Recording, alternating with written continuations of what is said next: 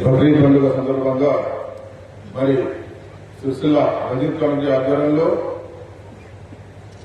ఏదైతే భారతదేశంలో ఈరోజు కొన్ని రాజకీయ శక్తులు మతతత్వ శక్తులు కావాలని అల్లుడి రేపాలను తీస్తున్నారో దానికి మరి ఆవును జాతీయ జంతువుగా ప్రకటించాలి. జాతీయ జంతువుగా ప్రకటిస్తేనే ఆవును కొనడం కానీ అమ్మడం కానీ నేరమని అందరికీ తెలుస్తుందనే భావనతో మరి ఈరోజు మేము ఆవును జాతీయ జంతువుగా ప్రకటించాలి.